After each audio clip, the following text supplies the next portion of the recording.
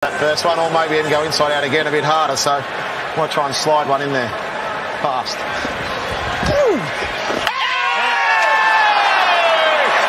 You would think he has to make him hit it on the leg side. All his fielders out there. 6 to win, 4 for a super over. More! He's hit a 6 off the final ball. The Thunder is still alive. What a finish! As a Thunder supporter, I love hearing that. I set that commentary up on purpose, just to be able to hear that over and over again. But the test match is over, guys. Australia win convincingly, which means it's time we turn our focus to BBL Supercoach for round 2.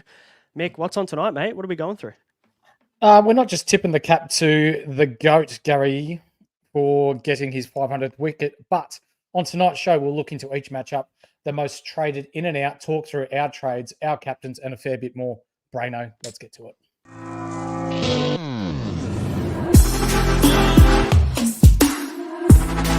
Welcome to the ultimate Supercoach and fantasy sports show. You are now listening to the Insight Fantasy Sports Podcast. Yes, welcome back to the Insight BBL show. I am the Supercoach Brain, and you can find me on X at SC_Brain, and the big horse is with me, Mickey Dell. Back after a little bit of a break, mate. We did a bit of a recap show, and now we're looking to preview the next round. How you going? Yeah, good, mate. Can't wait to get into it. It feels like it's been a long break, but look, Pakistan put up a bit of a fight for 3 days, but they capitulated quite severely, didn't they, in the end? So let's get some BBL rolling out. Yeah, I saw a few people on Twitter saying, bring back Australia, versus Australia. Hey, I'm all for that. That'd be much more entertaining, I think, than watching Pakistan just, shit the bed for, what did they get bowled out for? Like sub 100 or something? Yeah. Yeah, no good. So, bring back the BBL, mate. We've got BBL in a day. So we're here to preview that for round 2. We'll talk through all that. We'll talk trades, we'll talk captains and all that kind of stuff that you mentioned at the start of the show. But before we dive into all of that, please hit subscribe, hit like, hit follow, review us if you're on audio, all that stuff so you don't miss another episode. We'd also appreciate the love. And also, don't forget, get some free stuff. Join our Unlimited League. The code is 482267. It's 482267, or the link is in the description below. You can go in the running to win some stuff. We're going to give away weekly prizes. We're already given away one weekly prize to, I think it's 15th overall, which was a massive effort, 1,400 and crazy score, whatever he got, left us for dead. So good on him. But we're also giving away a Supercoach ring at the end of the season, and we've added in, because we cracked the 400 mark, we're going to throw in a jersey, a supporter's jersey for the winner as well, which is pretty cool. So we didn't just crack that 400 mark. We're nudging 600 at the moment. This is goated. Yeah. Great. Very impressive. We love the Supercoach addicts out there in the community. Speaking of, jump in the Discord if you are. If you love talking Supercoach, if you love talking fantasy sport, whether it be NBA or it could be all 4 Supercoach sports. Maybe you're an FPL person. We've got room for that too. Jump in the Discord. The link is also in the description below. The community team as well, which we vote on every single week, is flying at the moment. It scored 1,226 last week, and it's currently ranked 1,570. I don't know what it is about the community team, but the NBL community team is actually doing really well as well. So it sounds like our people know what we're doing. The NBL team, I think, is in the top 100 at the moment, isn't it? Yeah, something crazy. I think it's probably just outside the top 100 now, but it's actually faring pretty well. So we're well on track as well. And look, if we win anything, we'll donate the money to charity if we get that lucky. So, and you'll also get to vote on which charity it goes to. And you can also vote on the trades, the captains, the loops, and all that kind of stuff too. So jump in the Discord. The link's in the description. Rip in. Now, Absolutely. Mate, we've got a bit to talk about. It's been a few days, and there's a lot of news that's come out in the last few days, mate. So let's jump into the latest news. It's time for some news from around the league. Now, of course, the latest news for the BBL is brought to you by Ryan from Astute Newstead. And if you've ever been wondering maybe what the best bank is, wondering if your current rates are too high if you're a home loaner, or if your dream home is even affordable at all, Don't wonder anymore. You can contact Ryan from Astute Newstead, who can give you confidential lending assistance with absolutely no obligations attached at all. You don't have to get pigeonholed into a specific lender either. He's got over 50 lenders on panel, so he will look after you, all the major banks included, and you don't even have to do any of the legwork. He will look after you, and the best part, doesn't charge a fee. So you can contact Ryan on Instagram, Ryan Astute Newstead, or you can give him an email, ryanh@eganwealth.com, and all you need to do is just send the code INSIGHT or let him know that the INSIGHT boys sent you when you contact him, and he'll look after you. It won't cost you a thing. So thanks to Ryan for supporting the show. Mick, what's happening, mate, in the world of BBL? Because there is a little bit to talk about, isn't there?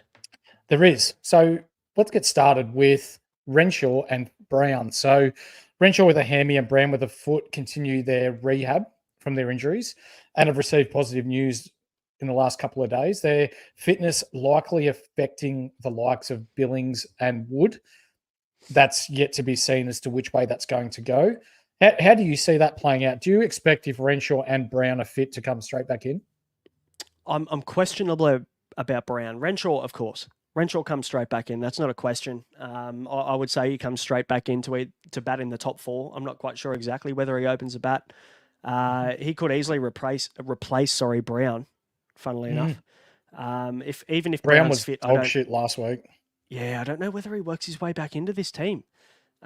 He was ordinary. He starved Munro of the strike. That could have been anything that innings. Munro was actually looking really good, and he just got starved of the strike early on. So they're not. And I know Josh Brown's going to be aware of that too. The guy's a professional cricketer. He knows, that getting off strike is important. So he'll be dirty with himself with that innings. But yeah, you're right. I think Billings may be sliding down the order one potentially if both of these guys come back into the team. Could be realistic. Yeah. So that's a concern. Yeah, for those of you that are commenting, we will get to your comments, but there's a couple of nice little zingers in here. I like it. Kyle and Brent, as always, love his chat. And Kyle's already having a crack at Renshaw, which is good. We love a little bit of banter at Insight, so throw it in there. Get in the comments. No, you're right. So Billings is the concern. A lot of people have to decide whether they're going to move him on this week, and I think a lot of people got Billings potentially. Yes, he was on a triple in round 1, but in round 3 he's got the bye, which is the perfect wicketkeeper loop scenario. So he's also a guy you might want to hold. So but surely we wouldn't have gone with Wood. No one would have started with Wood because he wasn't named in game 1. That's right. So that's probably not a conversation. Now, mate, we move our way over to Perth, and there's a bit happening in Perth at the moment. There's a few roles that are up for grabs, I think, over there. And AJ Ty seems to be the guy coming out and having a chat about everything at the moment. We know he loves getting in front of the mic. He's saying that Ashton Agar's raring to go. Absolutely bursting at the seams to get on the field, which is fair enough because he's been out for a while, but he's been Cricket Australia managed because of his contract with CA. The quote was, I think we'll see him in the very near future. So basically telling us maybe there's a chance that he returns in round 2. Ooh, okay. Who does this affect? When Agar comes back into the team, who misses out? I think Cooper Conley's there to stay. Yeah. I think we've seen so much positive news around the old Looper Conley, who's now become, who I believe will be a mainstay of the Perth Scorchers lineup, that it's going to be Mackenzie, unfortunately, as well as what he bowled. He said himself that, look, I'm playing for my position each and every week, but unfortunately, someone's going to have to give way, and it's going to be him. Like you can't not play Berendorf, Richardson, Ty, these sorts of players. Like they're elite level, and although he's got the 3 for 12 to show for it from game 1, we just know he's playing for his spot each week. Mate, there's more news with these Perth Quicks that we'll talk about very soon, which makes it even harder to pick. Yeah. Now, Ty, as he loves to speak, also spoke on Cooper Connolly's flexibility. He's definitely not talking about his ability in the yoga room, that's for sure, but talking about that being his best asset for the Scorchers. So the quote was, "We need flexibility in this squad, and he's there to provide it." And that concerns me with Cooper Connolly. Flexibility for Supercoach is not a good thing. Yes, he might keep his spot, but he might end up batting 7 and being the 6th bowler. And that's not what we want for Supercoach. We want him opening the batting and hopefully getting a roll. You're right. And we've seen the news surrounding Zach Crawley and that he's available for selection this week. My question to you, and for the people that are watching at the moment, I reckon Eskenazi's spot's in jeopardy. Fuck, I hope so. Yeah. I'd Yep. love that. Yeah, I want to see. You got to buy into the local talent. Like, how good is Cooper Connolly? The bloke took 2 or 3 catches in that first game. The guy was everywhere. He looked good with the bat. Bowled some good overs as well through the middle. Like, I'm going to go ahead and say, and you can quote me on this, I don't know, 9:52 into this episode, that there is every chance that Cooper Connolly goes further than Ashton Agar from an international perspective. The guy's got such a serious amount of talent. He can do everything. So just let the man play. Let him play. Eskenazi's your overseas player. Sit him on the pine. Make him earn his spot. He hasn't done anything in the BBL yet to earn what he's been given.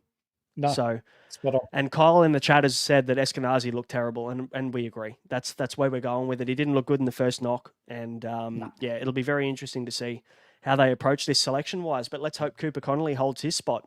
Now, Glenn Maxwell's agent came out and pretty much confirmed he's ready to go, right, for round 3. Now, we knew this was going to happen. Stars on the bye round 2. He missed that second game of the first round, unfortunately, but it'd be an absolute miracle if he wasn't ready for round 3 for their double. And for those of you that are considering it, don't trade him out. He's a very good loop option for round 2. He's got the bat bowl status, so you can move him up and down. For the sake of him missing this week, please don't trade him out.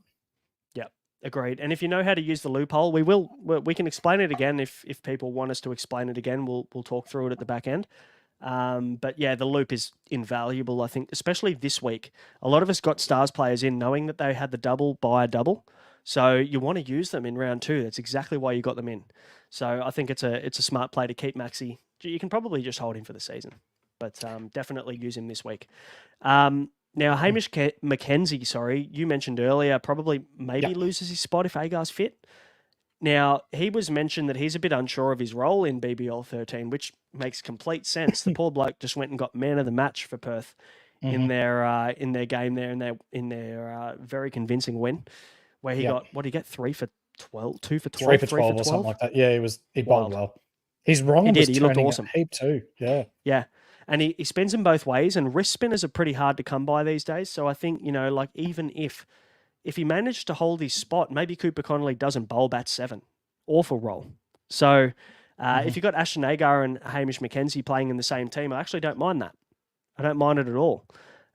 So it'll be very interesting to see how they play this. He'll take his opportunity, he said, if he gets it, but obviously he's aware with Agar returning, there's every chance he might have to make way, which is fine with him, team player. Now, Scorchers again. Lance Morris has been released from the test squad. Now, this is the one that has massive implications, I think, for me. He joins the Scorchers for the game on Wednesday. How do you think this plays out? What do you think their squad looks like? Because they've got 5 genuine quicks. If you count Matt Kelly, Lance Morris, Berendorf, Jai Richo, and Andrew Ty. Those 5 guys, you could easily pick all 5 of them. That's as good as you're going to get anywhere in the country. But you know what I think this does? And I'm probably going to cop some heat for it, but so be it. Hardy doesn't bowl. I think he just bats. I think you're right. My concern now is that Hardy just becomes a number 3. And look, maybe he bowls an over. That's fine.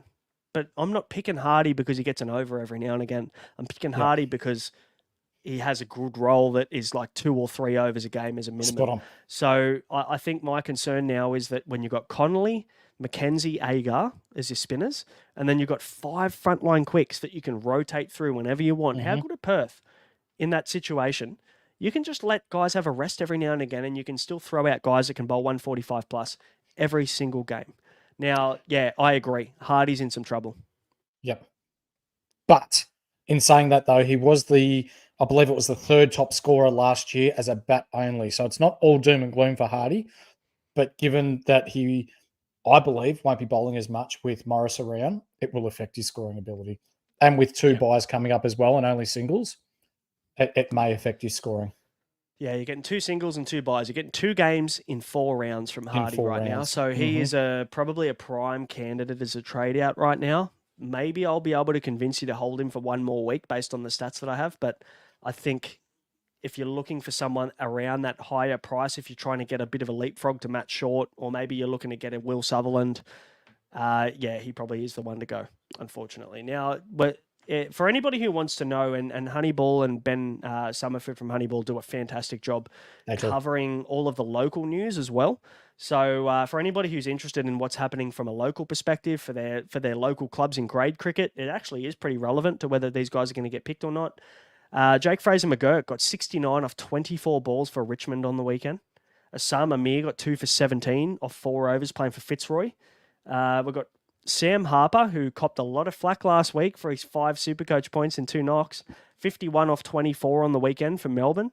And then you've got Ben Menenti, who was a very popular option this week, and people stashed him on the bench, and he got 2 for 23 off his 10 overs and 87 from 49 balls. Now, I'll caveat this by saying that it was against the South Australia under-19 squad. I don't know how much I'm taking from that. Do you look into that? 2 for 23 off 10 playing against 18-year-old kids. Is that important? Mate, of course it is. Oh, it depends if it's me we're talking about or if it's, Ben Menenti swinging with the stick. But, it does take, 87 for 49. You're still finding the middle of the bat. So it's probably good to get your eye in. You're seeing the ball well. 2 for 23 as well. He's getting a bowl. 10 overs. Awesome. But does he play this week? I'm not so sure, given that out of the whole of the Adelaide team, there were only 3 people that played grade cricket on the weekend, and he was one of them. Yeah, and we can look into that as much as we want. Maybe we'll talk about that a bit later, but there are some risks there that if they're looking at resting some of their guys in the lead up to their double game week, and Ben Menenti's playing on the weekend, maybe he's not in the running to play, which is a concern. It is. We'll dive into our predicted strikers lineup very soon when we talk through how these games look. But I'm excited, as always. The Big Horses Deep Dive is coming up, and I made a transition for this one. Enjoy it.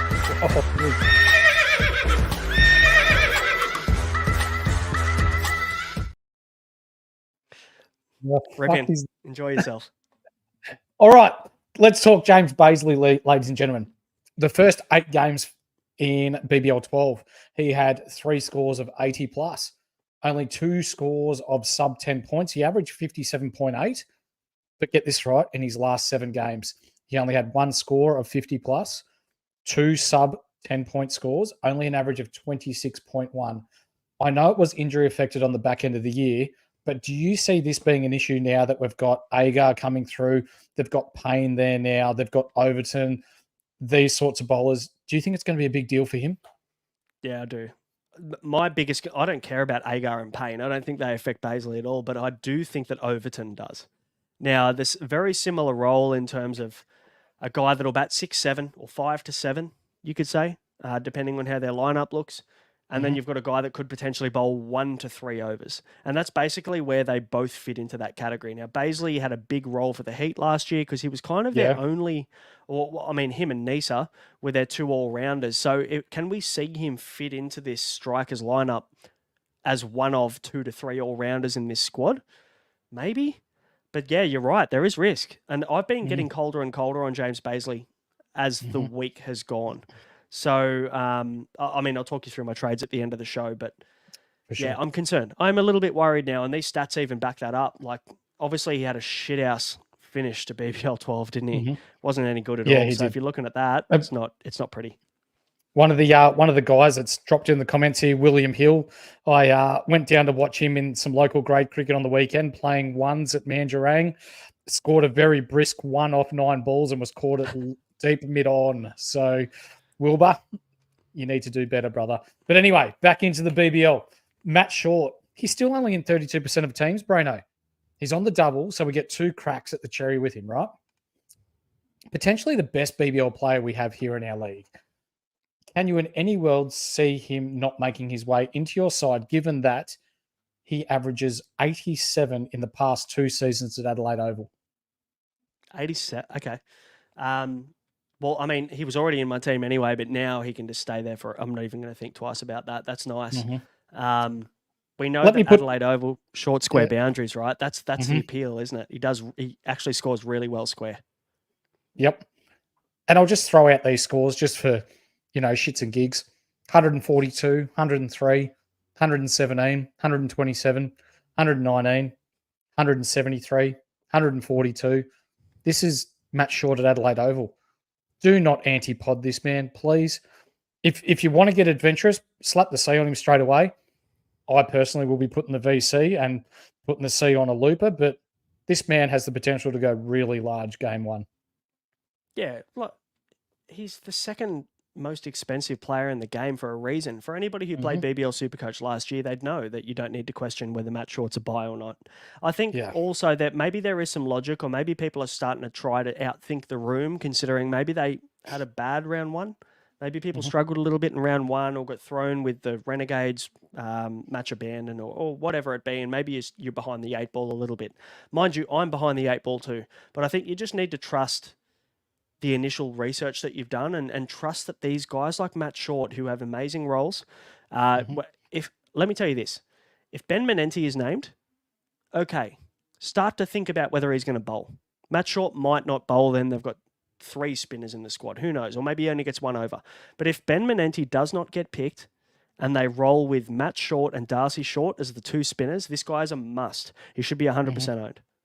Absolutely. And even like for the people that say that he struggles at the SCG and against the Sixers, yes, he has in the past, but the last 2 games against them, he scored 127 and 117. So I'd be overlooking those career-long struggles against Sydney and just have a look at the more recent history against this team and go, well, this bloke goes all right. Yeah, he does. I think you're out thinking the room, trying to get on this bloke. So, yeah, I agree. I'm with you. Matt Short's in my team at this point in time. Yep. And for one, I've done a little bit of digging on Mitch Swepson. He's got a -70 break even this week, and he's projected to make 30K if he only scores 47 this round. Do you go with the cash option, Brano, or are we going someone on the double? What are you going to do? Oh, can I say both? Can I say why not both? I've seen on the NBL show they absolutely butcher the Mexican saying or whatever it is, but I'm not even going to try. But why not both? That meme or that GIF that floats around on the internet. Yeah. Can you get Mitch Swepson as well as just load up? Can you? Okay, let me ask you this: can you boost to get Swepson? Are you boosting for the right reasons? Well, my thoughts behind, and I am genuinely thinking about boosting for Swepson. Yep. My thoughts are that building up your cash and building up bank and your team value at the start of the season is the most important time to do it. At the end of the season, it doesn't really matter too much. You should use your first 4 to 5 weeks to try and make as much money as you possibly can, and then you make your real hard run at the end of the season. And I think we've heard Andrew Langley, the back-to-back champion of Supercoach, talk about getting your team to $2.5 million in value by round 5. And I think that's 100K per week. Now, if you've got the right players and you chase the right cash cows initially, it's very realistic. And I think Swepson is clearly the best cash cow of the week. You just mentioned 47 or something? 47 he needs to score to make 30K. Yeah. Okay.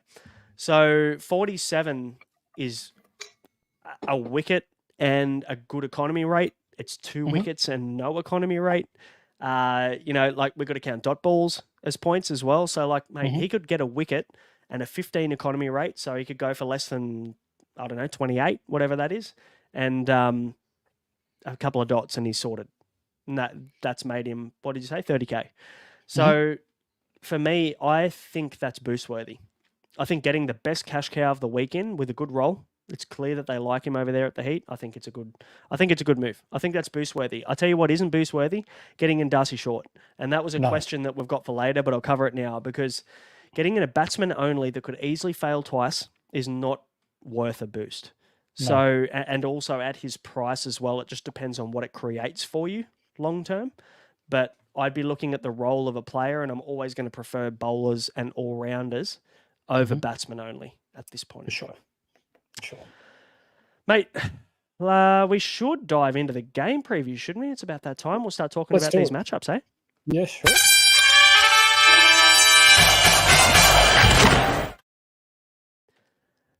Every time.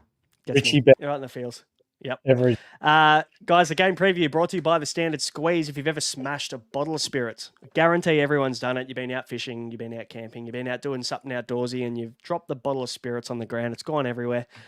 You'll know the frustration, but you don't have to worry anymore. The Standard Squeeze has you covered. They've got food-grade quality plastic bottles, so not only are they unbreakable, but they're perfect for storage in the fridge or the cupboard for as long as you need to. And they're also super lightweight as well, so it doesn't weigh down your bag if you're taking away a few bottles of alcohol.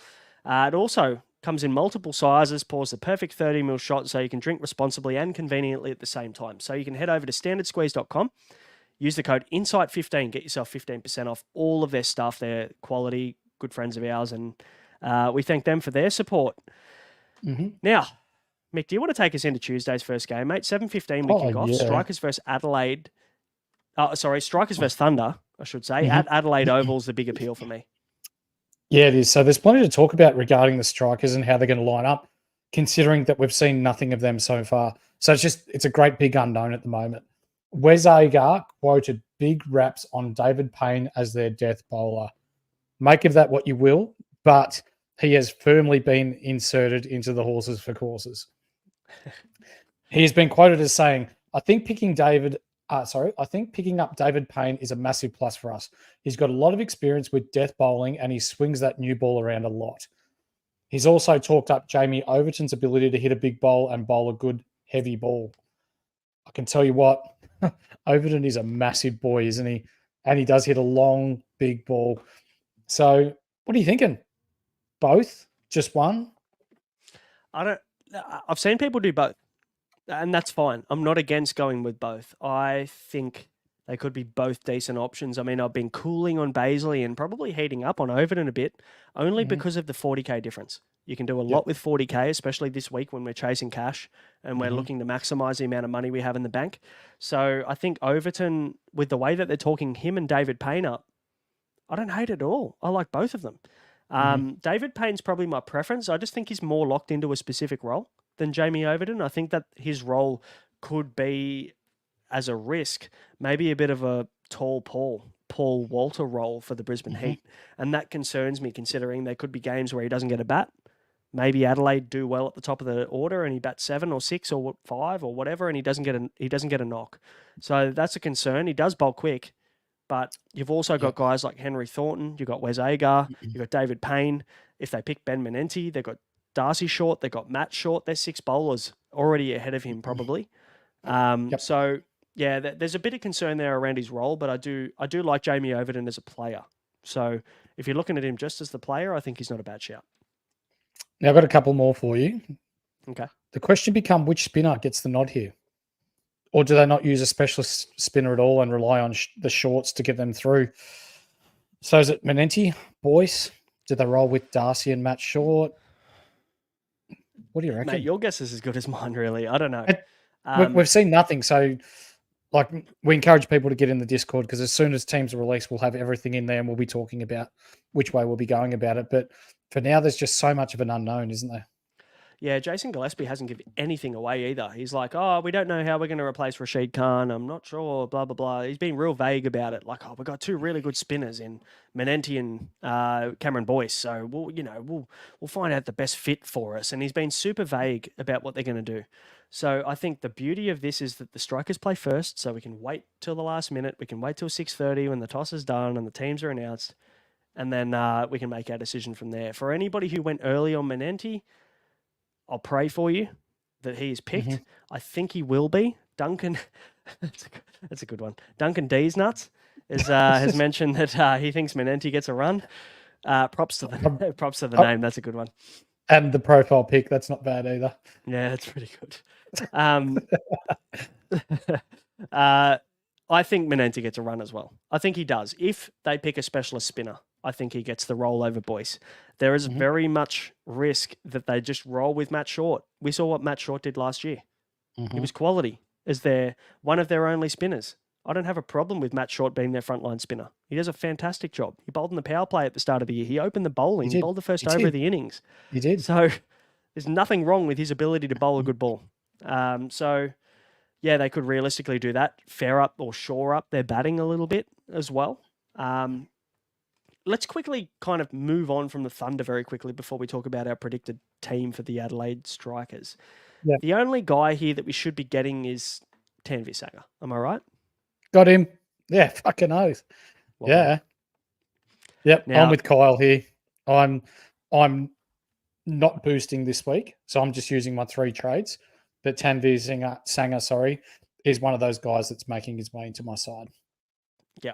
I've been talking with Kyle a bit in the DMs on X, and we've been talking about the idea of potentially boosting for Sanger or Sanger versus Swepson as a pick, and it's pretty hard to pick between the two. But I think in terms of when you're looking at maximizing points in the short term, with Sanger coming up on a double, with the Thunder in round 4, they come up into their double. Sanger's also got a minus 30 or minus 27 break even or whatever it is. So like he steps on the field, he makes cash. I think he's probably a better short-term option. But if you can get both, if you set yourself up with potentially a Darcy Short and a Menenti on the bench for the strikers, and you can get 2 more strikers and then boost to get Sanger and Swepson, I reckon that's the perfect world for me. I think that's boost worthy. Okay. Not bad from you. We'll see. How do you think Adelaide's going to line up? Tell me. I think the short boys they open the batting. That's pretty simple. Is there any relation between the two? No. Okay. Just a coincidence. Chris Lynn bats at 3. I think Adam Hose bats at 4. Then it gets a little bit tricky, doesn't it? I'd probably say based on recent club form, local form, I think Jake Retherwood probably gets a run. Gillespie's come out and said that he's in some good form too, and we'll likely see him in the middle order in a new role for him. Nice. Good shout. So I'd say Weatherall probably hats it then, doesn't he? Then it's a toss of but then a it gets coin tricky. Between Baisley and Overton, who bat 6 and 7. I'd probably say Overton might bat 6, Baisley at 7, potentially. Yeah, I'm with you on that. And then we've got Nielsen probably bats 8. They need a wicketkeeper somewhere. Unless Matt Short can bowl to himself and he can run down the other end of the wickets and catch the ball, I'd say Darcy Short's kept in the past, hasn't he? Yeah, he has. Maybe they use him as a bowler. Now, this predicted 11, I actually don't have Menenti in it. Now, Overton, Baisley 6, Overton 7, Nielsen 8. Then we've got Agar, Thornton and Payne at 9, 10, 11. So you got your 3 frontline quicks, 9, 10, 11. You've got your keeper at 8. You've got your all-rounders at 6 and 7. So there's your 5 bowlers straight off the bat. Then you've got Short at the top. Now, they'd be silly not to look at this lineup, wouldn't they? Like, shore up your batting a little bit. Unfortunately, Menenti misses out here. But there's a realistic chance he does. I mean, especially with the news we just found out that he played cricket on the weekend when nearly every other strikers player that was in this squad did not play club cricket. Yep. And I'm with Thomas here in the chat. Put Nielsen at 11. If he wasn't Tim Nielsen's boy, he wouldn't be playing 3rd grade at your local level. He's the worst wicketkeeper batsman in the BBL as we speak. Geez, I hope they can find another wicketkeeper batsman because he's dog shit. Yeah, it's going to be tough, isn't it? But anyway, hey, that's lucky I'm not from Adelaide, so I don't give a shit how they go. Yeah, I don't care. Yeah. You want to keep picking your kid, then good luck to you. Go nuts. Now, the Adelaide's the big contention, the big talking point, isn't it? So let's talk through these guys very quickly, and there's a few questions maybe that we'll be able to cover off right now that we've already received in the Discord. Who's your pick of the bowlers here? So let's go through Agar, Thornton, and Payne, because potentially all 3 could play. Who do you take? If you had to pick one of them, who are you picking? Payne. What's the reason? Oh, for those of you that don't know much about Payne, Google him, have a look at his YouTube clips. The man is very upright, left armour, moves the ball a lot. We see in the second game as well that there's going to be some cloud cover. I fully expect that we're going to get a game up in Sydney for their second game of their double game week. The man moves the ball a lot. And left armour coming into the right-handers, moving away from the left-handers, sorry. He looks really nice. He's my pick. I know Thornton performed well last year. Agar bowls some serious gas. But Agar's also known to be a bit erratic at times as well. So Payne's my pick. Yeah, I think I'm with you. The one thing I'm thinking about at the moment, because they're so short square, is if he's bowling at right-handers, he swings the ball into the right-hander, doesn't he, David Payne? He does. Yep. Is there a chance there that he could swing into the right-hander's pads? I mean, not an ideal situation. What is the Thunder's opening? Let's have a look at the Thunder's top order very quickly. Bancroft, Hales are both right-handers. You've got Gilks at 3. Every chance he slides down the order if Jason Sanger's ready, and he's also a right-hander. There's every chance Jason Sanger comes in for game 1. I Ollie believe Davies. Sanger's not in the squad from what I saw half an hour ago. Really? Okay. All right. Really? Well, maybe that I'll removes try. that I'll try issue. and confirm that for us. Yeah, sweet. Ollie Davies at 4, also right-hander. Alex Ross at 5, also a right-hander. Daniel Sams at 6, also a right-hander. Now, Chris Green at 7, also a right-hander. McAndrews, Hatcher. These guys they've got one left-hander in their their whole lineup. Now, for David Payne, is that a good thing? I don't know. Maybe it is, maybe it isn't. The guy bowls pretty quick. But if you're bowling into the right-handers' pads on very short square boundaries, it's something to think about. I don't want to talk myself out of David Payne, but he's still my pick at this point in time. But it's something to consider because maybe he could go for a few extra runs if he's swinging into right-handers' pads. I bet you'd be really fun at parties after talking like that. Hey, you know I've talked you into this, haven't you? Yeah. You know I make some fucking logical decisions every now and again. Yeah. I'm picking him though. Yeah, I think I am too. And we got confirmation through Kyle. Yes, Jason Sanger has not been named in the squad. So for those of you Gilks will bat 3. Yeah. So hopefully he can nick off Gilks nice and early, and we can get a nice little quick win there. Yes, sir. All right, let's move on to the Scorchers versus the Hurricanes, mate. Optus Stadium, this one. We know the Scorchers love playing at Optus Stadium. This one's on Wednesday. Let me ask you this. Tough question. Hard hitter, right off the bat. Is Hardy now a trade-out? They've got a ton of batting depth and fast bowling depth, don't they? What happens here? Oh, look, if he's still batting 3 and it's a good batting deck, the man's still going to make runs. Like, he got himself out in the last game after starting like he looked good. And even in that first game that got called off, he was on, 20-odd, on a really difficult track and made it look relatively easy. The man's built to make runs. So, for me, he's not a trade-out yet, no. No, I'd be rolling with him until the buys. I'm so tempted to move him on. And I hate myself for it. The reason I may do it is to get Swepson. But I'm looking at his average against the Hurricanes is the best average that he has against any team in the competition. He averages 65 Supercoach points against the Hurricanes and also playing at home in Perth. We know that Perth are fast, nippy wickets. The ball comes onto the bat really nicely. Disregard what we just saw at Optus from that real cracky pitch that we saw in the test match because they won't be using that one. They'll be using something a little bit quicker. So, yeah, we know that the ball comes through at Optus. So there's going to be opportunity for runs there. They love playing there. But is Hardy going to get a bowl? That is my concern because I hate batsmen only. Hate them. And I'm avoiding them at all costs this year because it ruined me last year. Is Hardy going to get a bowl if they name Kelly, Berendorf, Richardson, Ty, Morris? You got 4 of those 5, right? Yep. If 4 of those 5 play, Hardy doesn't bowl. I don't think Kelly plays yet. Yeah, okay. So if 3 of those 5 play, he's the 6th bowler. Am I right? If Agar's back in, you keep Connolly, he probably gets maybe 1 or 2 overs. I don't know whether I want a guy that's going to bowl 2 overs. I don't know whether I like your logic. The man, I'm going to play devil's advocate here, brother. No, do it. He's the 3rd best Supercoach scorer last year as a batsman only, right? So your logic behind he might not bowl, that's fine. He averages north of 65 against the Hobart Hurricanes. He's playing at home in Perth, which is notoriously a good batting deck. You'd be crazy to trade him out. And he's got a break even of 68. If I'm going to get Swepson in, do I would probably have to do Kuhneman or Walter to him. Would you prefer that? Yes. Okay. Cool. Yeah, because it's one thing to be making money, but it's another thing to be scoring the points to be up there to give yourself a chance at winning prizes. And I think Hardy's got a better chance at scoring large than what a Walter or a Kuhneman do. Yeah, no, I don't disagree. Kyle says Hardy to Sutherland. Now, let me ask you this. Would you do that move if it meant that it was your last chance at getting Will Sutherland at minus 18 break even? He could be 200K next week for the double. He could. Would you make that move? Fuck, I bought him in before round 1. I mean, if you're desperate, yes. You almost have to, but Sutherland's one of the only people that I'd move him to.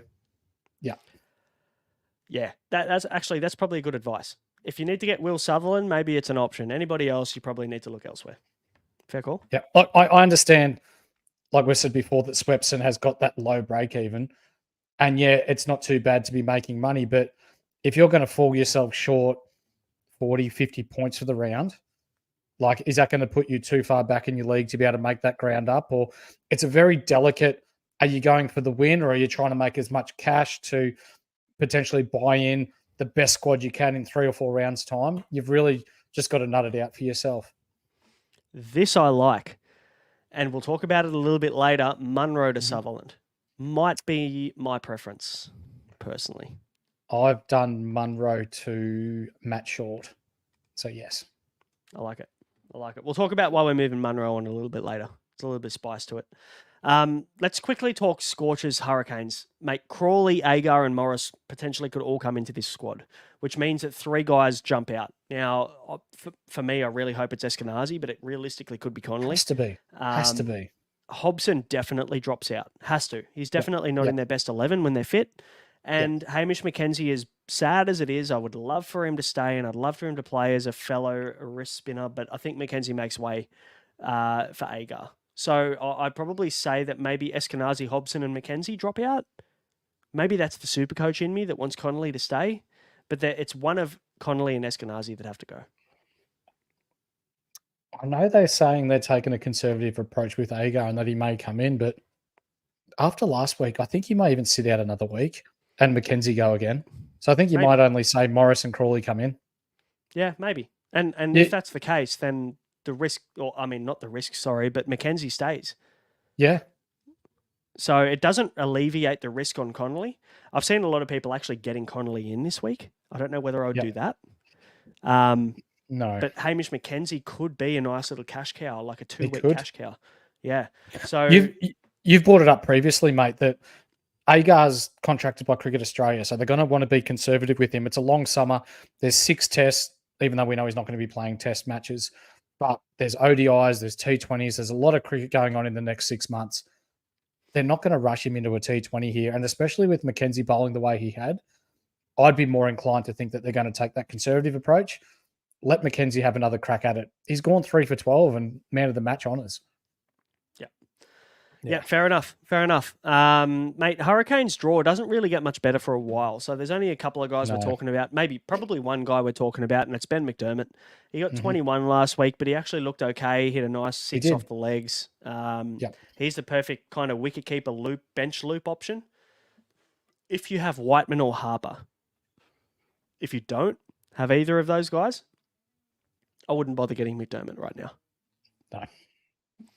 Now, I have Ben McDermott. He's sitting on my bench. I will put the emergency on Ben McDermott, and I will sit Sam Harper in my starting wicketkeeper spot. And if Ben McDermott fails in game 2, I will swap Phillippe up and Harper onto the bench, and I'll move Jake Fraser-McGurk back onto the field. So it's a way to give yourself a second crack at the starting wicketkeeper spot. So that's essentially what you call a bench loop. Yep. So definitely a good option. If you have McDermott and Harper this week, that's the way you play it. It's a very smart way to go about it. I'm stuck with either McDermott or Billings on field because I don't have a wicketkeeper loop this week. So I'm sort of tossing up with the idea. I will have it next week, yes. But I want to go McDermott, but when he's facing a pace attack like Morris, Richardson, Berendorf, it may just have to be Billings this week.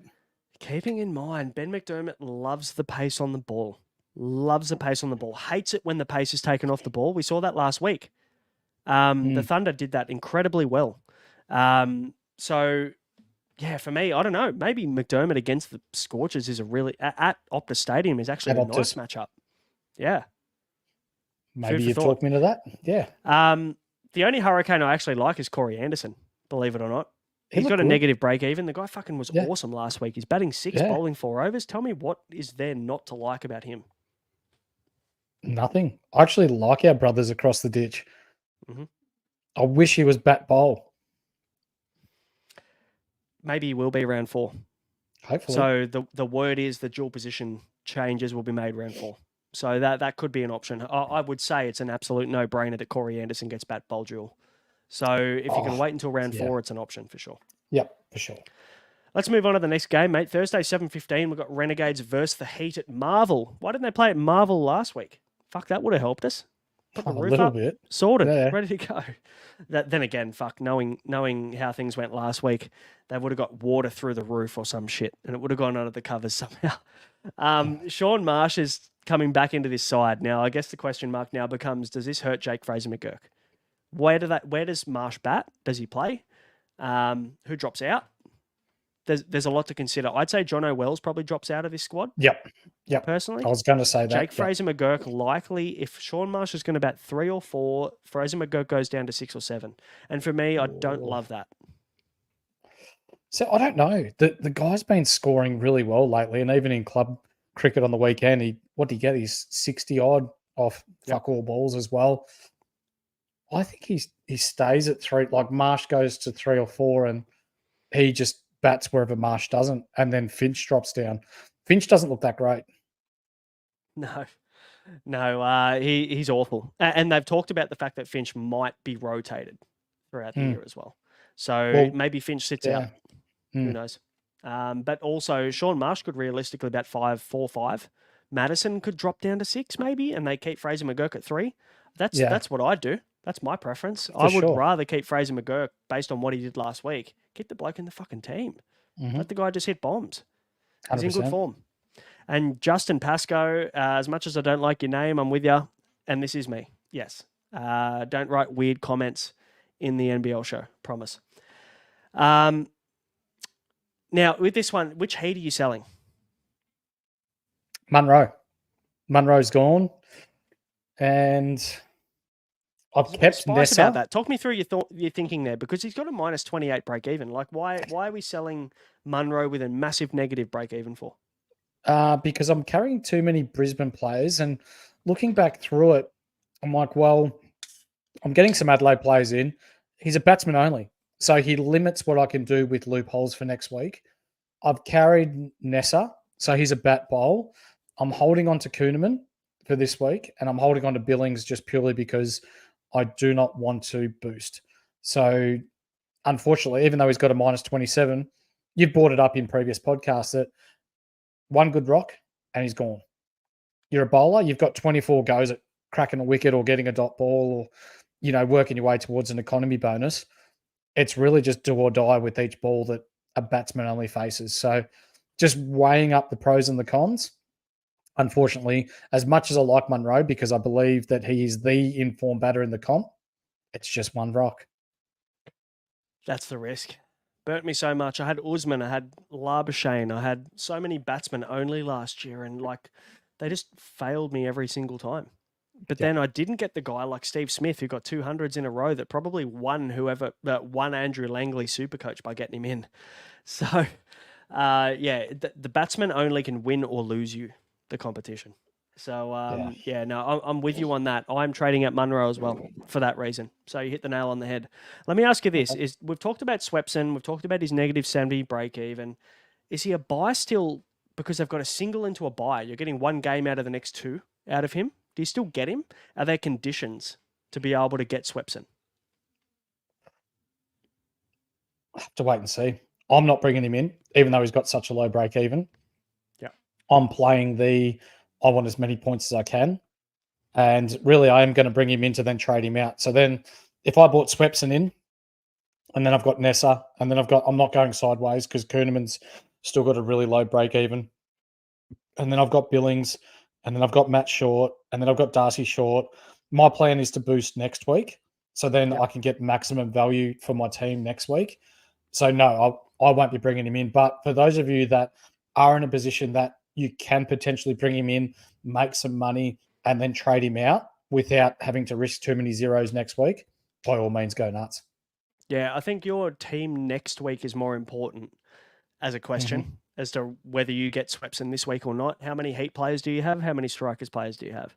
So if you've got 6 or more, I'd probably say that you need a boost next week to get rid of 4 of them, because you're going to have 2 guys sitting on the bench doing nothing for you. You can use them as loops, and that's fine. If you've got Billings as one of them, that's even better. But for me, I think, if you're stuck with 6 Heat players this week and you have to boost to get to that Too position, many. becomes tough. Becomes very tough. 2 questions for you, mate. Yep. Billings, does his role now become affected if Renshaw can't make this squad and Pearson comes back in? What happens to Billings if he loses the gloves? Do you like him less? I like him a lot less. Yep. Even though he scored bugger all last week with having the gloves on, there's still that potential that he could take a catch or could take a stumping. So his points are definitely affected. He looked decent without being sensational with the bat last week, falling short of our strike rate bonus twice, but could be doing worse. Could have Harper. Thanks. Fuck yeah. You're welcome. All right, one more question for you. Quinton de Kock and Will Sutherland are the 2 kind of probably best buys, I guess we could say, from the Renegades. Do we get them now? Do we get them next week? Or do we get one now, one next week? How do you play that? Because they've got their double next week. Could be pretty valuable. I think you and I spoke about this a couple of podcasts ago about international cricketers, especially batsmen, taking a little bit of time to acclimatise to Australian conditions before they go off. Munro, obviously the exception. He's performed extremely well, but Quinton de Kock didn't look great. And what did he make, 10? Didn't make that many runs. I'm probably waiting another week to see how he goes. And then if he starts to look decent with the bat, then I'm looking to bring him in for the double next week. Quinton de Kock didn't get a chance to bat. That was their washed out game, wasn't wasn't it? No, that's right. Yeah. He only got 10, didn't he? With a catch behind the stumps. Yeah, he got a catch. Yep. Yep. Sorry, my bad. Yeah, we haven't seen what's happening. But in saying that, you look at the bloke's form. You can only go on form. For me, though, I don't know whether I will, just because of the price. What's he at? 150k, 155k.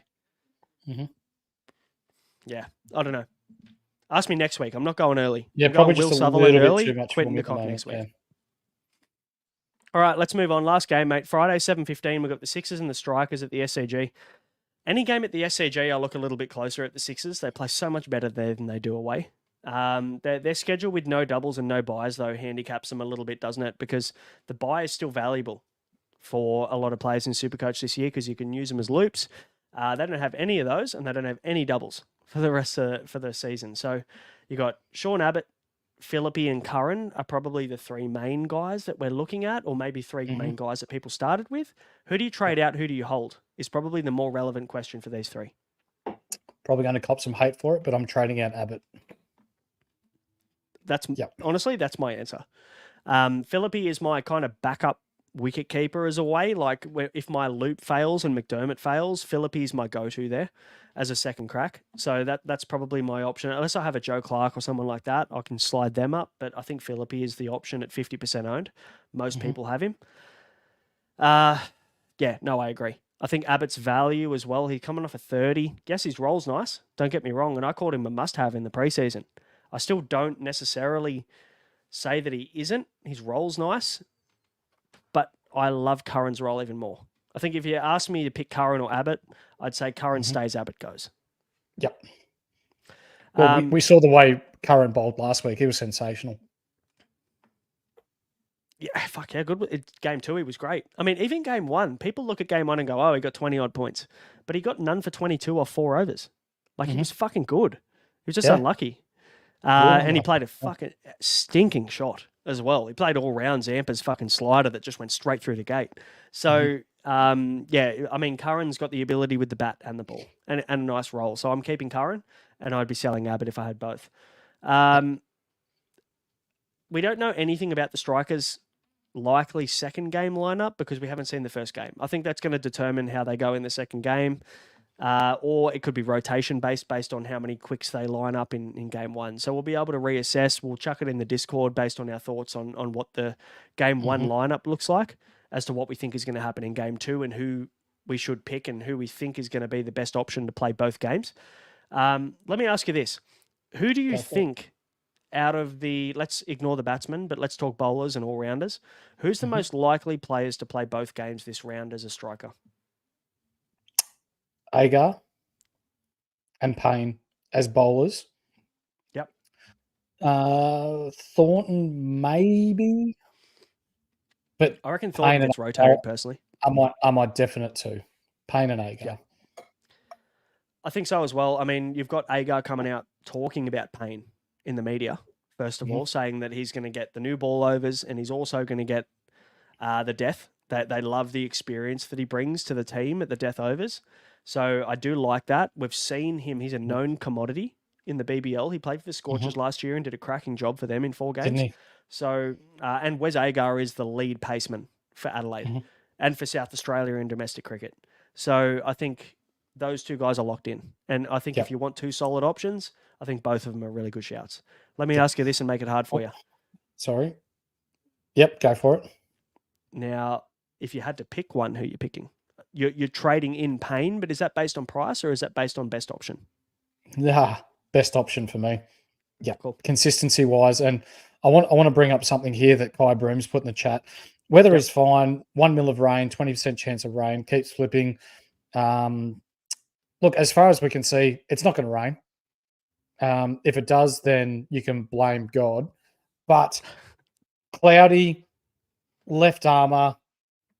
If you go back and watch Overton, you go back and watch Payne, you watch Agar, Payne moves the ball a lot through the air. And if that's cloudy and overcast there, my God, that man's going to get some movement on the ball. So Payne has become more and more solidified in my side, given not so much the conditions at the SCG for their second game, but just overall, I think he's a better fit. Good little, good cricket knowledge from you as well. Like for anybody who doesn't really or hasn't played cricket or doesn't really know cricket that much and is just playing BBL Supercoach, overcast conditions, swing the ball more. It's the way that it works. So when you see the clouds are up and you don't see much sun out, you know the ball's going to swing a little bit more. Don't ask me why. I'm not a scientist, but it just happens. It's the way that it works. So for when you see a matchup like this and you see that there's maybe a rain around or there's a bit of humidity or whatever it be, you know that the ball's going to swing more. And David Payne's a big swing bowler. So I love it. Good shout. Yeah. I used to hate opening the bat against, people that bowled some serious gas, but those overcast days, you'd be batting just that extra couple of inches out of your crease just to try and get down the deck a little bit more. Oh, 100%. Absolutely. Mate, you know the best part? I didn't have to worry about that shit because I batted like 9. So it didn't bother me. You can do the hard work, mate. I'll sit, I'll watch, I'll get the horse races on the phone and I'll put a few punts on while you blokes do the hard work and I'll come in at the end. And then I'm more of a fine leg to fine leg specialist. Mate, that brings us to the end of the game previews. That's a 4 game. We've only got 4 games this week, so it's a bit of a shorter round, and it'll be the longest round gone. That's out of the way. So you're going to see us on the screen every 4 days, basically, wrapping up every single week and talking about next week. So, mate, we probably should move into trade talk, shouldn't we? There's a bit happening there. Let's do it. Target acquired. Now, of course, Trade Talk is brought to you by Bonus Bank. Our sponsor, Bonus Bank, is Australia's #1 matched betting site, and match betting is Australia's most profitable side hustle. Make a risk-free and a tax-free income every single week. With the help of Bonus Bank's tutorials and tools, you can find edges like enhanced odds, sign-up bonuses, matched betting guarantees today. It's actually free to join as well, which is pretty cool. You can make your first $75 as well on Bonus Bet without even having to create a paid account. And for less than $2 a day, you can go and upgrade to premium. And you can even use the code INSIGHT and it'll give you 25% off your first month. So go and sign up at bonusbank.com.au. Use the code INSIGHT in the promo code section. Get yourself 25% off your first month there. Start making some cash. Now, let's talk about the most traded in and out. And I want to get your thoughts on these before we talk about our trades, Mick. Most traded out player at this point in time is Glenn Maxwell, 8%. Tell me I'm crazy. That is wild. I think I'll get myself in trouble. Yeah. And let's be honest, it's probably and no offense to anybody who we would classify as a casual Supercoach player, but it's the casual Supercoach players that are trading out Maxwell purely because he's not playing this week. But if you understand how to use loopholes and you understand the kind of player that Maxwell is, he stays in your team and you utilize him that way. Simple as that. And even if you don't have Maxwell and you Number 2 is Stoinis at 6%. Like, you can still use him in the bat and bowl. Like, that's. I understand the likes of Johnson at 6%, Billings at 6%, Nessa not so much at 5%, Kerr at 3%, Abbott at 3%, Harper even at 2%. Like, you've spoken about his relevance in being a wicketkeeper loop this week.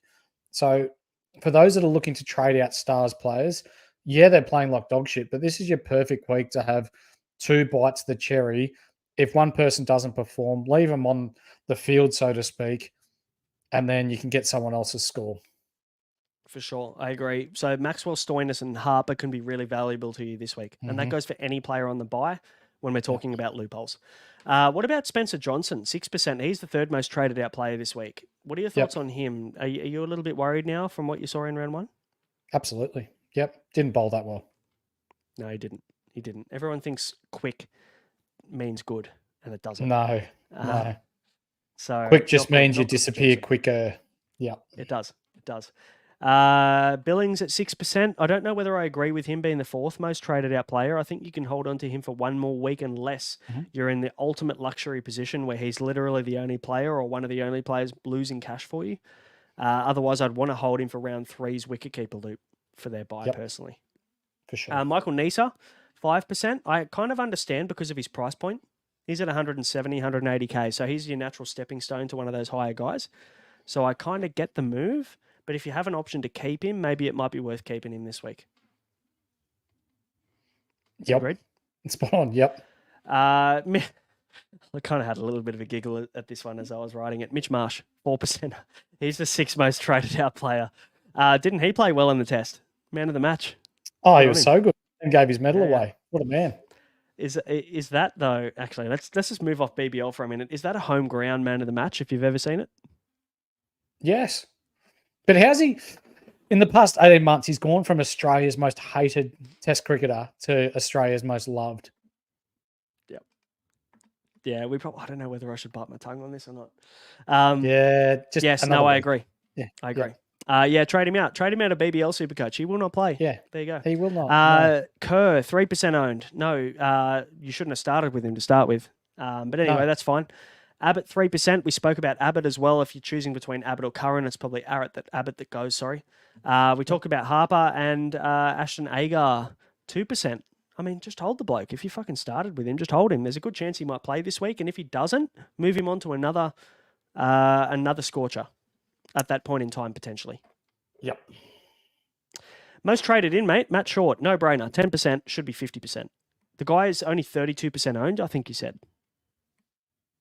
So if he's only 32% owned and only 10% are trading him in, that's only 42% ownership. What are the other 58% doing? This is a Glenn Maxwell situation all over again. Yeah, it is. Yeah, it is. Just get the bloke out. Get him in. Don't overthink it. Now, Will Sutherland, 8% most traded in. Don't mind that. I think I like it. I think if you're going to get him before the double, you want to get him sub 200K. Otherwise, he might creep up in price pretty quickly. Talk to me about this. Cooper Connolly is the 3rd most traded in player this week. Do you agree? No. If you started with him, awesome. But there's better trade-in targets than Cooper Connolly, given the uncertainty around Perth's lineup at the moment. Especially with Agar around the corner, Hamish McKenzie having a fucking cracker in the first game. I agree with you. I think there's a risk there taking Connolly now. With his role. Tanvir Sangha, 5%. He's the 4th most traded in player. Absolutely all for this. I think this is a fucking genius move. More people should be doing it. Yep. I don't think I need to add too much. Colin Munro, 5% traded in. Is this chasing last week's points? Yeah. Yep. Don't. I mean, you've missed the boat. Don't get me wrong. He looked good last week. He had 2 good knocks. But you're getting him in the week. He's got a minus 20 odd break even, and I'm sure that people will just fling through the app and go, oh, cool, negative break even. I'll get these guys in.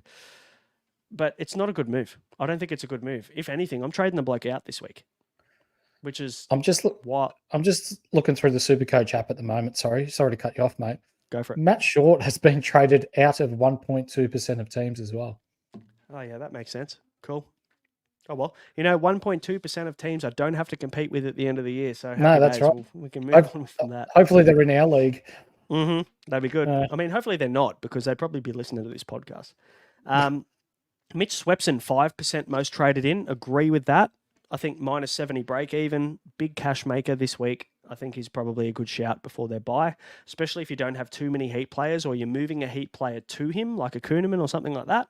Don't hate it. Don't hate it. Darcy Short, 4% most traded in, purely because of the double game week, I'm sure. He is probably the cheapest logical option for the strikers at 62.5K or 67K, whatever it is. Yep. So yeah, fine with that. Fraser McGurk at 4% is a bit of an interesting one as well, because we don't know what's happening with his role with Sean Marsh coming back into the team. So that's probably a watch for me. And then we've got Baisley and Philippi. Now, Baisley, 4%. I think people are looking at Brisbane Heat Baisley. So worth probably looking a little bit closer at that and maybe having a look at what the lineup looks like in game one. This might change a bit from there. But I think so. Josh Philippi, I don't really get. I don't understand why people are trading in Josh Philippi. Are they chasing him because maybe he's he's the third most owned player in the game and they think, fuck, I'm going to fall behind if I don't get him? I can sort of see it. He looked pretty good with the bat last week. I was the considering SCG it, again? but yeah, and he does play well there. Yep. Yeah. Yeah, no, okay, fair enough. Yeah, can't do it. Yeah, I think there's just better options though, chasing the double with the strikers. So I'd probably, if anybody's trading in Philippi, I'd probably look at maybe getting him to a striker instead if you can. Mate, let's talk trades. We'll talk our trades. What are you thinking? What's your thought process here with trades? I've got 3. So Munro to Matt Short, as we stated earlier. I've gone Jai Richardson to Tanvir Sanger. Yep. And I'm bringing in the pain train, toot toot. Yes, you can clip that. And Sean Abbott's out, and I'm banking 86K for next week. So next week I'm planning on boosting, given that we've got Adelaide and Brisbane on buys. So that'll be my big spending week. Hey, don't hate it. Don't hate it. Now let me What are you get doing? a bit spicy with you. I don't know. Oh, actually, maybe it is spicy, maybe it isn't. But I'm going Nisa to Matt Short. So I need Matt Short in my team. Nisa's the natural stepping stone. I'm going now. Let me ask you this: I'm going Munro or Hardy to Sutherland. Now we talked a little bit. Your preference was probably go Munro instead of Hardy, based on the fact that Hardy might get a bowl. Munro definitely won't. Fuck, I hope he doesn't. Anyway. And then we've got Joe Clark. I'm trading out Joe Clark ahead of his double for David Payne. I can always get Joe Clark back in at his price point, considering he's got a bit of a high break even. So if I want Joe Clark back next week, I can get him in. We don't run out of trades, so you just have to use them tactically. Yeah. So I can get a Melbourne Renegades player next week if I need. Yep. And without the gloves, he's really not that relevant at the moment, although he looked sloppy last week. Yeah, that run out pissed me off. But anyway, won't get into that too much. Joe Clark to David Payne. So I'm going Payne, Sutherland, and Matt Short are coming in for Nisa, Munro, and Joe Clark. Now, the question I need to ask you, and I need some advice from you, I really want Swepson in my team. I understand how important it is to make sure that we make cash very, very early in this competition. First 4 rounds, my priority is to probably try and make at least 300 to 400K. I think Swepson is the key to that. I think he could potentially make... I mean, starting at 70K, I've missed the initial 30 or whatever it is, but I think I can still make another 60 to 70K out of Swepson in the short term. Do I get him? And is he worth a boost this round to make sure I get that minus 70 break even if he goes and gets himself 50 or 60? I'm going to play devil's advocate. And if he doesn't? If he doesn't and he gets, let's say at worst case, he gets 20 to 30, right? What does he make? He still makes money. 25K? Yep. Okay, so is 25K worth a boost? What's your price? What do you put your price on as a boost? That I'm not so sure at the moment. For me, it's about the outlook on the rest of the season and ensuring I've got quality players at each position come. For me, I want to be maxed out at round 5, round 6. So I think a boost for me is a little too early, but if you want to get spicy with it and he comes out and takes a couple of wickets and bowls as well as what he did last week and he makes you 50K, it could be a masterstroke too. And this is what Supercoach is about. You've got to take risks. Yeah. I'm thinking this is my risk, and I might get a little bit spicy. I might just fucking do it. Why not? Look, But it's 9 rounds. It's not 13. We're not playing 27 rounds AFL fucking NRL Supercoach. This is 9 rounds of Supercoach. So you can't just sit back and go, I'm going to play the long game. Yeah. There's no such thing this year. Don't be a pussy then. Come on. I'll fucking do it then. Good. I All dare. right, let's do it. I'm doing it. I'm boosting. Good. You heard it here first. I think it's the right move, and I won't go against anybody boosting for the right reasons. If you're making bulk cash by getting Swepson in, or you're getting a striker on the double with a really good roll, great, 100%. Don't boost to chase last week's points. Do not boost to get Colin Munro in. No, I'm trading him out. Big Horse is trading him out. So don't gone. do that. But I agree. And if you want some advice and you're not quite sure, or maybe you're not comfortable commenting in here, join the Discord, send me a DM, send Mick a DM, and we'll sort you out. We'll give you our advice on what you think your moves are. Captains, very quickly, mate. Let's move to those, hey? Are you ready, kids? Aye, Captain! Had to throw a bit of SpongeBob in there just for good measure. Mick, what are you doing with captains, mate? What's happening? I think it should be the same with a lot of people. So VC will be Matt Short. And then if he pops off, then Maxwell stays on field. If he doesn't, it'll be our boy, the Chief, Sutherland from the Renegades. Yep. Did we just become best friends? Yup. Good. You want to go do karate in the garage? Karate in garage? Yup. Nice. I'm with you. I think it's... look, Chief has a good role. We saw it last week. So if he can get something similar, I'm a little bit concerned maybe that he still bats 6'7". Maybe they have a really good knock up the top of the order. He doesn't get a bat. Have you seen the way that he's been bowling, though? Like, he's on a good wicket. He was still getting the batsmen jumping around and, like, still zipping them through quite well. I really like what he can do. And where are they playing? That's my question to you.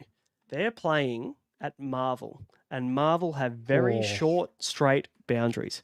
They have long, square boundaries. And we noticed that Will Sutherland's line and length last week was very jammed into the body, back of a length. Yep. And he is going to be very hard to get away straight. So I actually really like it. Part of my thinking was that just the way that he bowls, I think he could actually really suit Marvel. So I'm with you. 100% on board with that, mate. Right, what do we got? Question time. Questions. Probably should play the fucking clip if I was prepared for it. I was not prepared. Let's do it. It's question time. Let's answer your questions for the week ahead. All right. We're not Anthony Albanese, but we'll do our best. Question time. We've got a few in the Discord that we'll answer first before we tackle the 29 live questions that we have. Fuck, man. We're going to be here for 2 hours. Hecker is asking, is Lynn worth buying? I'll give you one answer. No. GJM is rank these three strikers bowlers. People don't care about my opinion on Chris Lynn? No. Okay. What's your opinion on Chris Lynn? Go on. Yeah, no. Move on. Okay. Rank these three strikers bowlers. Payne, Agar, Thornton. 1, 2, 3. Go for it. You've done it. Payne, Agar, Thornton. Actually, no, I agree. Fair call. Brent has got a few questions for us. Lucky he's a good bloke. He can have 3. He is a good bloke. How many strikers is too many, and who are your must-have strikers? 3 is max this week for me. My must-have strikers. I've got both Short and the Payne train. Okay. How will what the do you think? Gades... What do you think? Look, I don't know. I think Matt Short's a no-brainer. You need him in your team. I think David Payne's a really good option based on his price. I think if Wes Agar was cheaper than David Payne, I'd pick Wes Agar. I think I'm just picking the cheaper player. Yeah. Who are your must-have strikers? Yeah, Matt Short. I think David Payne's a must-have. And I think if you need to free up some cash, Darcy Short's a bit of a no-brainer as well. It just makes sense. He's so cheap. So just get him in your team. You know he's opening the batting, and there's every chance he might bowl. So I don't mind him either. Next one from Brent. How will the Gades and the Scorchers reschedule game affect your thinking? Do we know much about this? Is there actually a confirmed reschedule game with this? No. And like at times, ask the missus, I struggle to put one foot in front of the other. So I can't get too ambitious with thinking about things that are outside of my control. So yeah, we'll just have to wait and see how it's going to happen with the rescheduling of that game. Yeah, fair call. And last one from Brent. With the Gades and Stars both on the double next week, are you planning for that? And if so, who are you looking at? So Renegades and the Melbourne Stars. definitely am planning ahead, and I will be boosting into that. Looking at the likes of De Kock, maybe even Kane Richardson from the Gades. Not really looking at too many from the Stars at the moment. They've been playing a bit of dog shit cricket lately, so there's nothing really appealing there for me. Maybe Osama Mir. We'll have to see when the time comes. Yep, I agree with you. SC Master is asking, is it worth a boost for Baisley, Payne, Matt Short, and Swepson? No. You reckon Baisley goes out of those 4? Yep. I don't think Baisley's worth the risk. We ran through his numbers before. What did he average? 25, I think it was, in the last 7 games of last season. So 26.1 he averaged in the last 7 games. So if you're boosting for someone that in their last 7 games averaged 26, nah, it's a no from me, dog. Mm-hmm.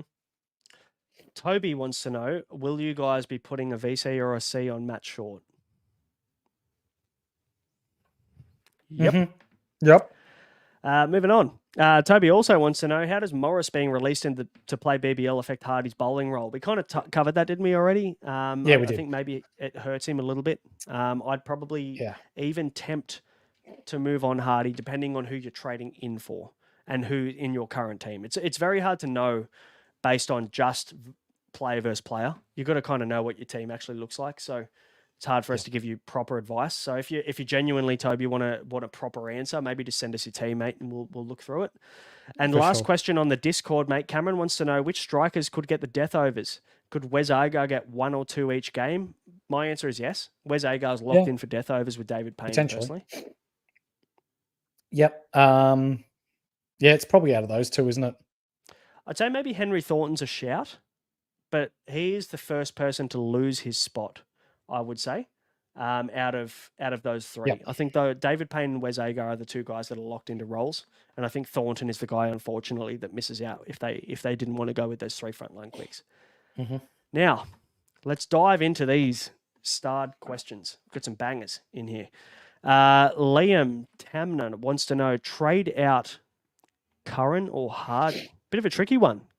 I'd probably hold Curran and trade Hardy just based on the fact that Perth have that double bye coming up. If you had to pick one, yes. Yep. That's the way I'd go.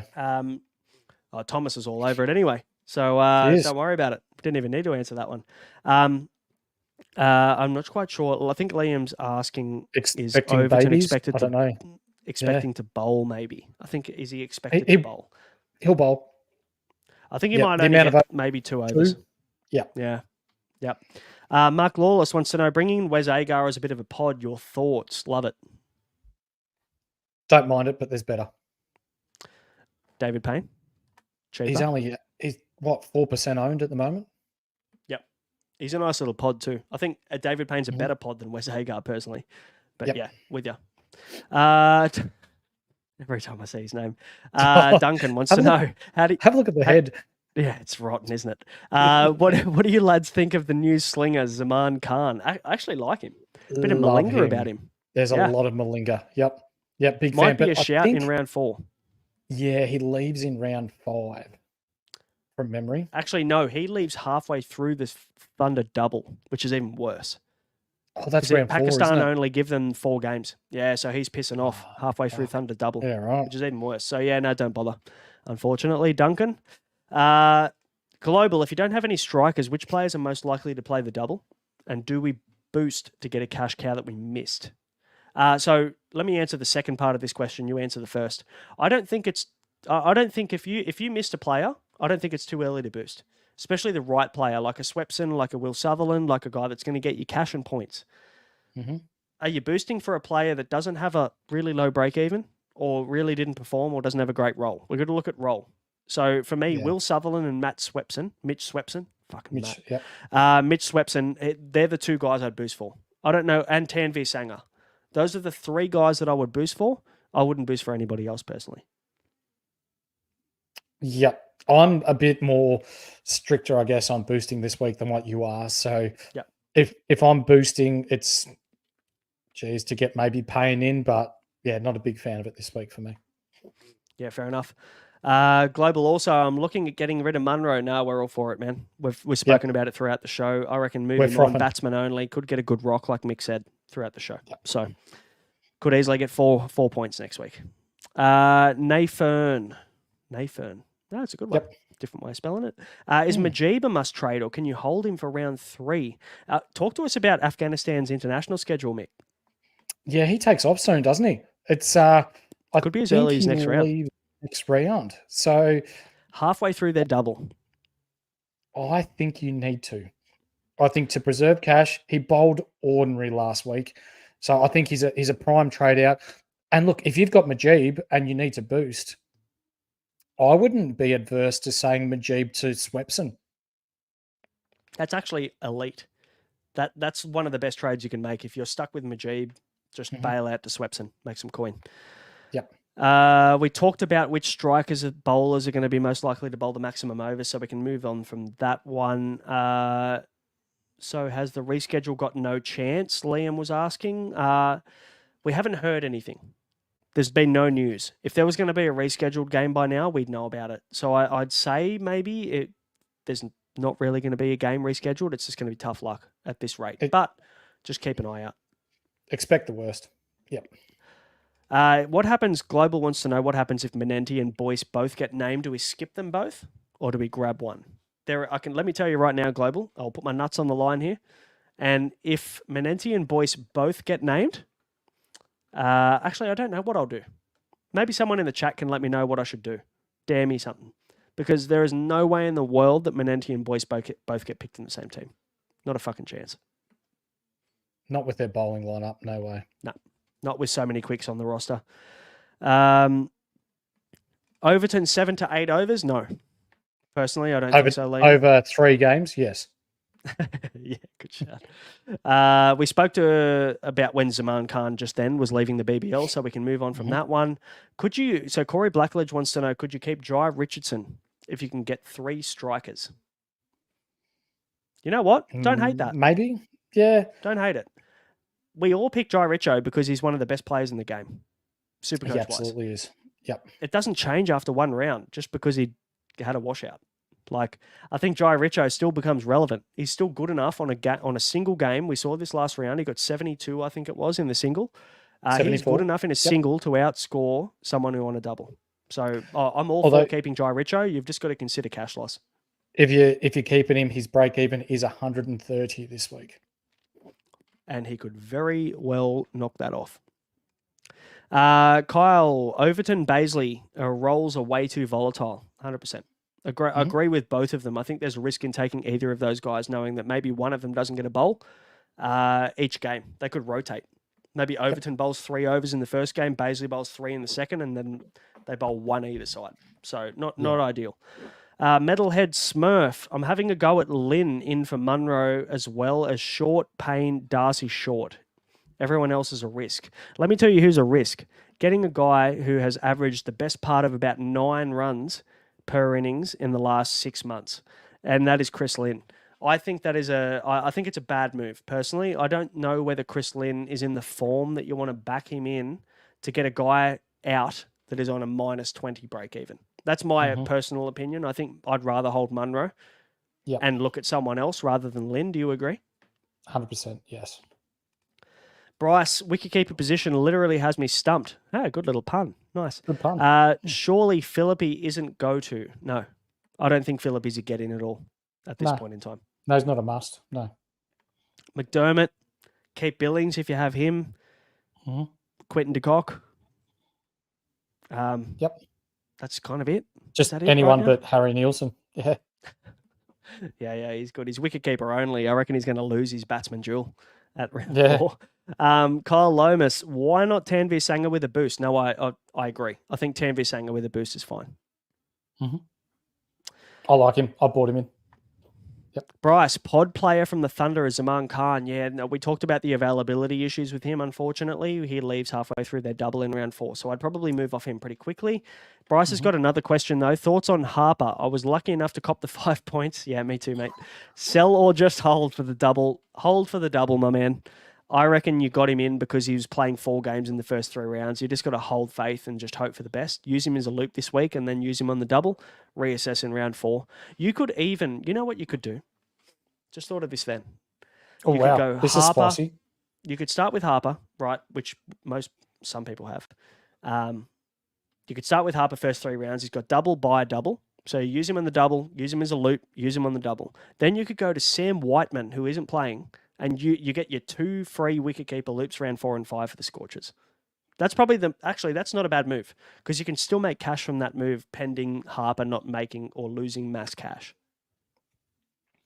I was unlucky to miss out on his bulk scoring, and I'm kicking myself for it.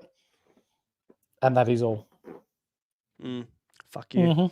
What strikers, players are you boys rolling with? We spoke about that, Tom. Hopefully you caught it, mate. Otherwise, rewind back. What else have we got? Kyle, Horse, if you're chasing points, do you think Hardy scores more than Munro if Hardy is a bat only? So if we're considering both of these guys as a bat only, Hardy outscores Munro? Yes. At Optus Stadium? Yeah, I agree. At Optus Stadium, at home. He averages 67, I think it was, at Optus Stadium. Yeah. Fair call. Like it. Liam, Rain at the SCG. Before you do. Oh, sorry. Leading Premier cricketer all around, Josh Khan signed with the Strikers today and is in the squad. By reports, an absolute sensational cricketer and will get a crack this year. One that I want our viewers to keep an eye out for, a local. So I'm from country Victoria, Bendigo, for anyone that knows where that is. There's a local by the name of Braden Stepien that played for the Gades a couple of years ago, and he's been making some monster scores. Look for him to come in at some stage this year and be relevant. Just recently made 158 in a one-dayer. Keeping that to yourself, haven't you? No worries. Don't worry about me. That's fine. Okay. Just keep it for the pod. Rain at the SCG. We spoke about the rain. Doesn't look like it's kind of firming as much as we thought it would be, so we should be safe. Now, this is a man that I wanted to get on the screen. North Melbourne fan number 7. Guys, do you reckon you could give me tips? Probably not on the pod live, mate, but send us a DM. Hop in the Discord. In the Discord, yep. Pop it. So we've actually got a channel called Rate My Team, and you can just go and chuck your team in there, and me and the big horse here will go in there and we'll go, yep, do this. We like this. We don't like this. Make this change. And we do that for everybody in there. So make sure to jump in the Discord, guys, and the link is in the description below. We'll look after you, mate, especially because you're a North Melbourne fan. We've got you covered. North Melbourne fan number 7 as well. Yeah. Now, that's a Justin thing. We don't do that on here. That is. We are North Melbourne fans here. Now, Mick Dell is he's an Essendon Bombers fan, so you can rip into him as much as you want there at the back. Yep. Rob's Punk wants to know, is there a fixture list? Yes, there is, also in the Discord. I'll also send it to you, mate, if you want to hop in my DMs on X or wherever. I'll send it to you. We made up a specific fixture list for all 9 rounds of the BBL. So jump in my DMs. If Menenti, Kyle, doesn't get named in game 1, I'll trade Munners instead of Hardy and use a boost to send Menenti to Tanvir. Yeah, we spoke about this in the DMs earlier today. I actually really like this. I think it's a last-minute move you probably need to make if Menenti isn't named. Yep, agreed. With me? If Menenti isn't named, is he a trade out? Yes, absolutely. Yes. Move him on. Any word on Whiteman? Whiteman probably will not play unless there's an injury, as sad as it sounds, Bryce. Unfortunately, he was the big kind of guy that everybody was jumping on, but not to be just based on their lineup. So, and we've got a few more live ones I've missed, so I'll quickly run through those very quickly.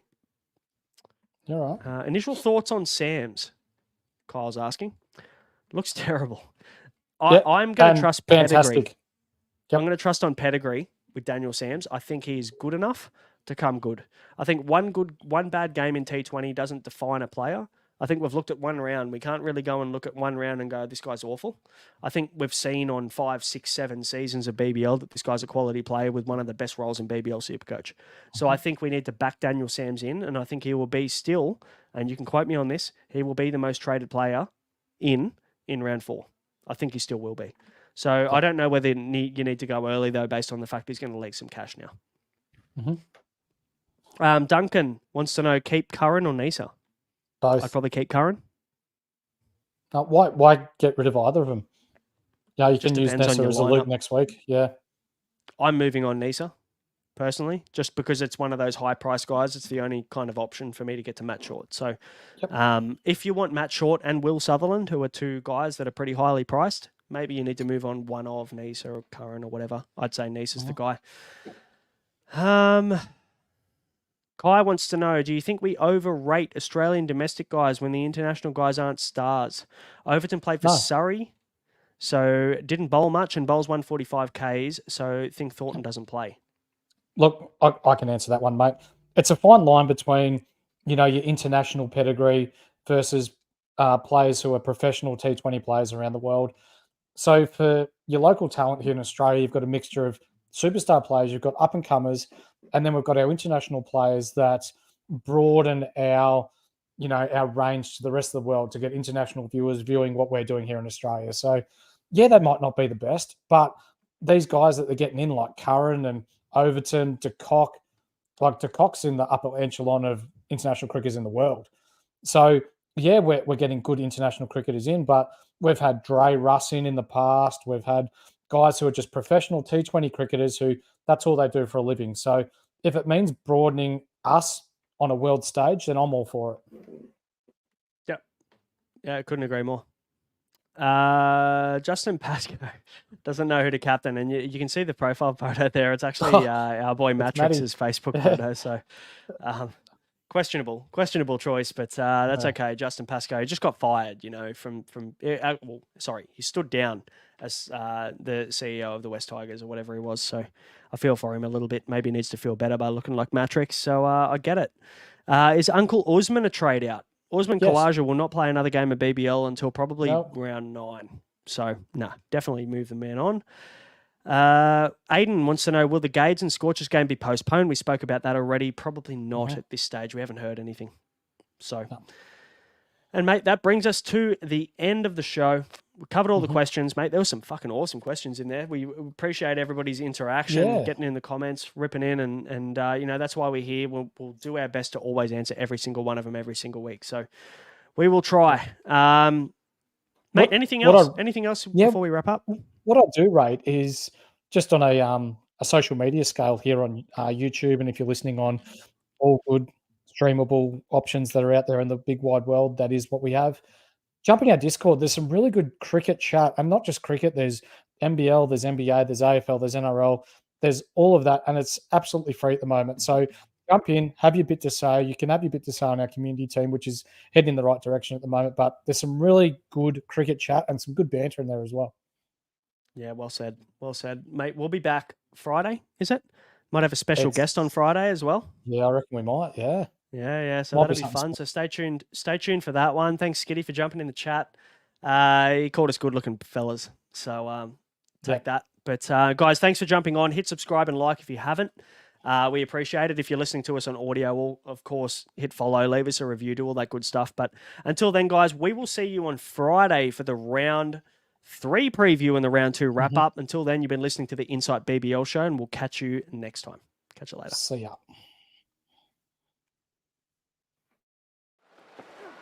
He's gone left. It's the biggest hit I've ever seen at Gabba. So is it on the roof? It's on the roof. Look at D. Sammy, he's doing the fist pump. The roof. Oh, there goes the off stump. Oh, there's a leading edge, and that's out as well. An easy catch to Rob. In the air and out. So the slower ball doing the job. Malinga. Well. Oh, full, and that's going to be out. A brilliant slow ball Yorker. Oh, that's out. That is out. That is Pfeiffer. A very fine gully in place for catches behind the wicket. Brilliant Yorker. Absolutely brilliant. Malinga with 6.